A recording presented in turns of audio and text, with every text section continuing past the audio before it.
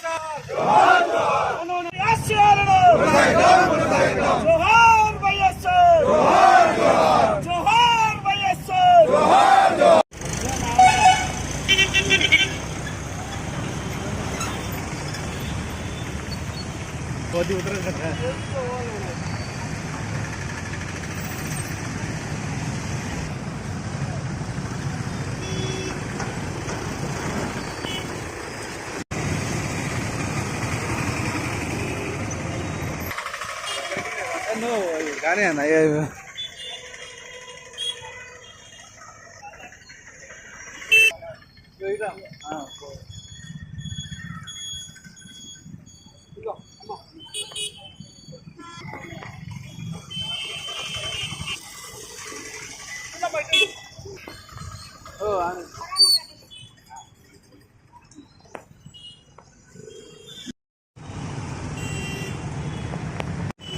స్వర్గీయులు ఇవాళ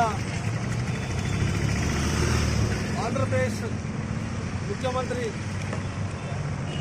కీర్తిశేషులు వైఎస్ రాజశేఖర రెడ్డి గారి 75వ జయంతి కార్యక్రమం సందర్భంగా రాజశేఖర రెడ్డి గారి అభిమానులుగా ఈ రోజున వారికి నివాళులు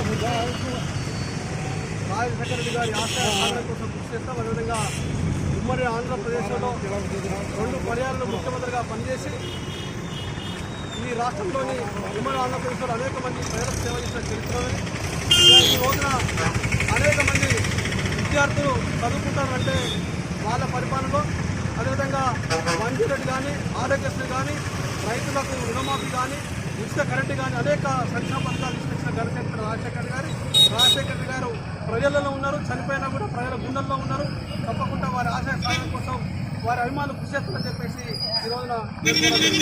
ఈరోజు హుస్నాబాద్ అంబేద్కర్ చౌరస్తాలో డాక్టర్ వైఎస్ రాజశేఖర రెడ్డి గారు మాజీ ముఖ్యమంత్రి గారి 75వ పుట్టినరోజు సందర్భంగా కార్యక్రమంలో ఉన్న కాంగ్రెస్ నాయకులు రాజశేఖర రెడ్డి గారికి ఈ ప్రాంతానికి చాలా అవినాభావ సంబంధం। వారు ప్రతిపక్ష నాయకుడిగా ఉన్నప్పుడు మా ప్రస్థానం పాదయాత్రతో హుస్నాబాద్ రావడం జరిగింది। కొందరు ఎమ్మెల్యే మల్లిపల్లి చౌరస్తాలో పెద్ద సభ బస్ యాత్రలు కూడా ఇది రావడం జరిగింది। మళ్ళీ ముఖ్యమంత్రి అయినాక కూడా ఆయన హెలికాప్టర్లు వచ్చి 9/9/2007వ సంవత్సరం నాడు ఆయన ఫౌండేషన్ వేసి 3 ప్రాజెక్టులు గౌరవెల్లి, గడ్డపల్లి, తోటపల్లి ప్రాజెక్టు అంటే ఈ ప్రాంతం మీద ఆయనకు ఎనలేని ప్రేమ ఉన్నది। ఇప్పుడు మన ఎమ్మెల్యే, మన మంత్రివారికి కొన్న భాగంగా రాజకీయంగా కల్పనల పార్లమెంట్ నిలబెట్టింది కూడా వైఎస్ రాజశేఖర రెడ్డి గారు। ఇట్లా ఎంతోమందికి రాజకీయ జీవితం ఇచ్చాడు। పేద ప్రజలను ప్రభుత్వం ద్వారా ఎట్లా ఆదుకోవచ్చు, వాళ్ళకి ఎట్లా సహకారం చేయవచ్చు, ఎట్లా వాళ్ళ పథకాలు పెట్టి అన్న తల్లిదండ్రులు పిల్లలను ఎట్లా వృత్తిలోకి తీసుకొస్తారో పెంచి అట్లా మహిళను కూడా ఒక పాలకుడు నిజమైన ఒక తల్లి ప్రేమ ఉంటే ఎట్లా చేయొచ్చో చేసి చూపించగలిగిన ఒక గొప్ప నేత వైఎస్ రాజశేఖర రెడ్డి. కుటుంబ నేపథ్యం మీద కొన్ని ఫ్యాక్షన్ అదేదని విమర్శలున్నా వ్యక్తిగతంగా ఆయన మాత్రం చాలా మానవతావాది, హృదయం ఉన్న వ్యక్తి, చాలా గొప్పవాడు. ఆయన బిడ్డ కూడా మనం కాంగ్రెస్ పార్టీలోకి వచ్చి మనకు షర్మిల ఆంధ్రప్రదేశ్కు అధ్యక్షురాలు అయింది. తర్వాత మన కొడుకు కూడా ఓడిపోయాడు.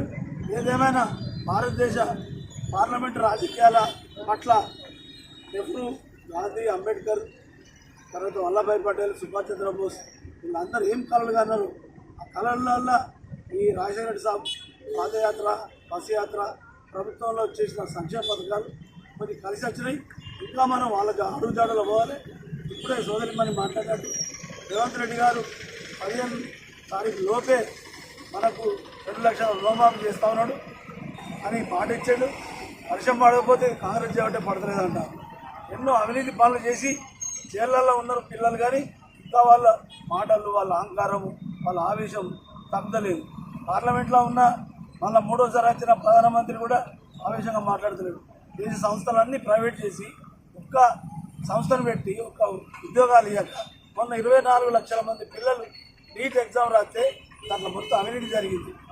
దేవుళ్లకు మనం ఎంత మొక్కానో అంత మొక్కాల ఈ ప్రజాస్వామ్య దేశంలో ప్రజలకు ఏం చేస్తామో అట్లా చేయాలి రాజశేఖర రెడ్డి లాగా అని ఈ సందర్భంగా మీ దృష్టికి తీసుకొస్తూ కార్యక్రమానికి వచ్చిన అందరికీ నమస్కారాలు తెలియజేస్తూ సెలవు తీసుకుంటున్నాను. నమస్కారం.